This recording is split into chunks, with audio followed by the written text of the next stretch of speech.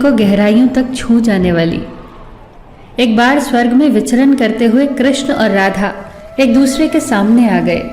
विचलित से कृष्ण, प्रसन्नचित से राधा। कृष्ण सकपकाए, राधा मुस्कुराई। इससे पहले कि कृष्ण कुछ कह पाते, राधा बोल उठी, कैसे हो द्वारिकाधीश। जो राधा उन्हें कान्हा कान्हा कहकर बुलाती थी, उसके मुख से द्वारिकाधीश का संबोधन कृष्ण को भीतर तक घायल कर गया। फिर भी किसी तरह अपने आप को संभाल लिया उन्होंने और बोले राधा से, मैं तुम्हारे लिए आज भी वही कान्हा हूं। तुम तो मुझे द्वारिकाधीश मत कहो। आओ बैठते हैं। कुछ मैं अपनी कहता हूं, कुछ तुम अपनी सुनाओ। सच कहूं राधा, जब जब भी तुम्हारी याद आती थी, इन आंखों से आंसुओं की बूंदें निकल आती थी। राधा बोली, मेरे साथ ऐसा कुछ नहीं हुआ। न तुम्हारी याद आई, न आंखों से आंसू बहा, क्योंकि हम कभी तुम्हें भूले ही कहाँ थे। जो तुम याद आते, इन आंखों में तो सदा तुम ही थे। कहीं आंसुओं के साथ निकल न जाओ, इसलिए रोते भी नहीं थे। कान्हा, प्रेम से अलग होने पर तुमने क्या खोया, इसका एक आईना दिखाऊं तुम्हें। कुछ कड़वे सच प्रश्न सुन पाओ तो सुनाऊं। कभी सोचा है इस तरक्की में तुम कितने पिछड़ गए।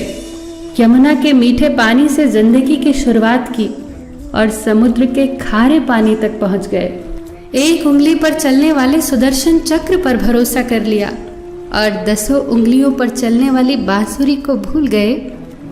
कान्हा, जब तुम प्रेम से जुड़े थे तो जो उंगली गोवर्धन पर्वत उठाकर लोगों को विनाश से बचाती थी, प्रेम से अलग होने पर वही उंगली क्या क्या रंग दिखाने लगी।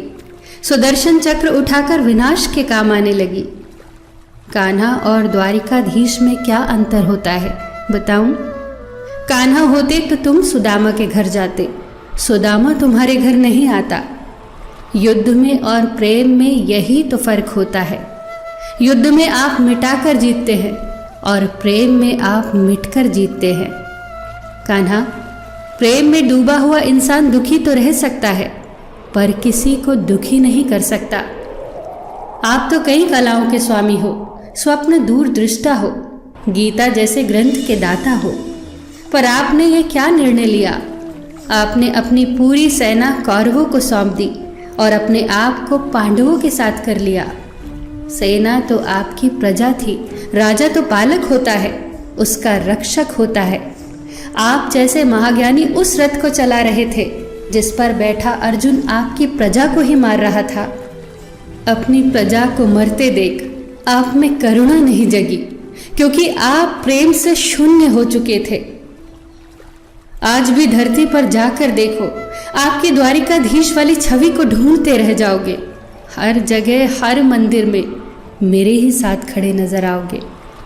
मैं जानती हूँ कान्हा, लोग गीता के ज्ञान की बात करते हैं, उसके महत्व की बात करते हैं, पर धरती के लोग युद्ध वाले द्वारिकाधीश पर नहीं, प्रेम वाले कान्हा पर भरोसा करते हैं। गीता में मेरा दूर दूर तक नाम नहीं है, पर आज भी लोग उसके समापन पर राधे राधे कहते हैं। ये कहानी काल्पनिक जरूर है, पर इसके भीतर छिपी सीख बहुत महत्वपूर्ण है।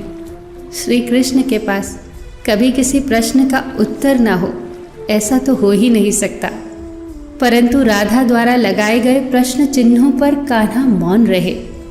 यही तो है प्रेम में समर्पण का भाव। पराक्रम में हमें हर किसी को हराना होता है, तब भी हम जीत कर भी हार जाते हैं, परंतु प्रेम में एक ही कईयों का दिल जीत लेता है। सही कहा है कि छोटी सी उंगली पर पूरा गोवर्धन पर्वत उठाने वाले भगवान श्री कृष्ण छोटी सी बांसुरी को दोनों हाथों से पकड़ते थे। फिर मिलेंगे दोस्तों अगली कहानी के साथ। तब तक के लिए अपना ख्याल रखना और हमेशा मुस्कुराते रहना।